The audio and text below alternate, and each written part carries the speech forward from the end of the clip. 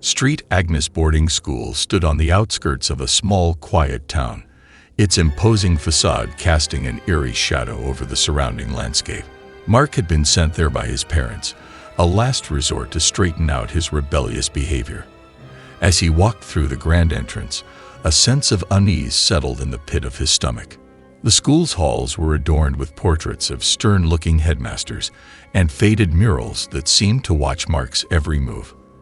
The other students gave him curious glances, but he could sense an undercurrent of tension, as if there were secrets lurking beneath the surface of the seemingly idyllic campus. Mark settled into his dormitory, sharing a room with two other students, Peter and Emily. As they chatted, Mark noticed the flickering lights and the chill that seemed to hang in the air. The room felt different from the rest of the school, as if it held a history that refused to fade.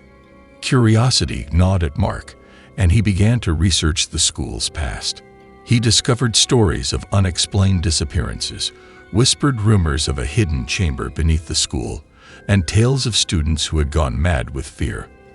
The more he delved, the more he felt that Street Agnes held secrets far darker than he could have imagined. Late one night, Mark awoke to a faint sound echoing through the dormitory, a soft, mournful melody that seemed to come from nowhere. He sat up, heart pounding, and glanced at Peter and Emily, both sound asleep. The melody grew louder, its haunting notes sending shivers down his spine. As Mark followed the sound, it led him to a locked door at the end of the hallway.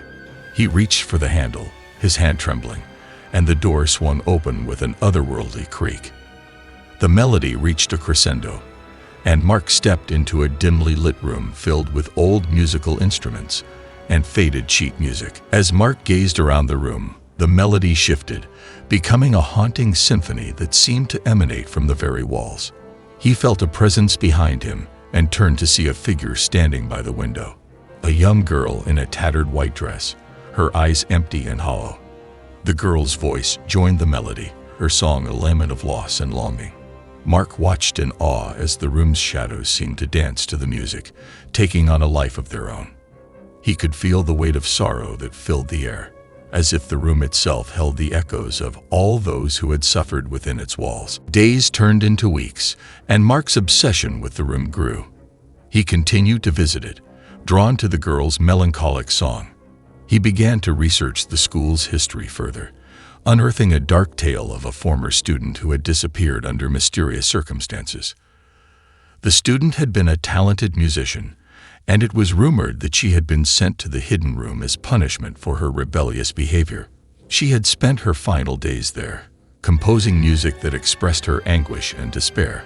Mark realized that the room held her spirit, trapped in an eternal symphony of sorrow. The presence of the girl began to consume Mark's thoughts, her song echoing in his mind, even when he was far from the hidden room.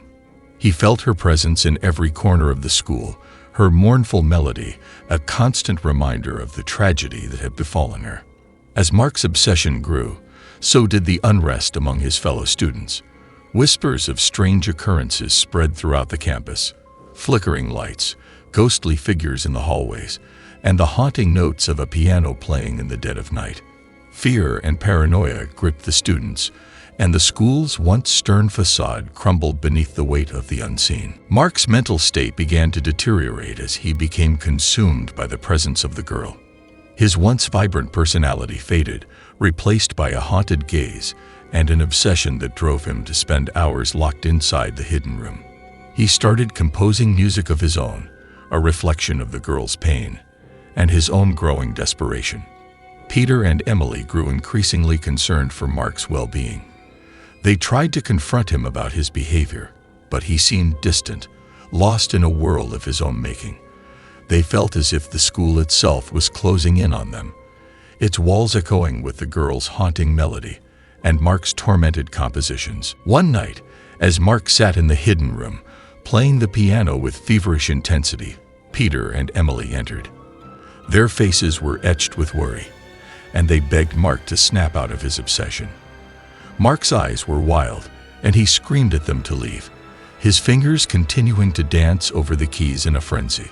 Suddenly, the girl's presence materialized before them, her hollow eyes fixed on Mark.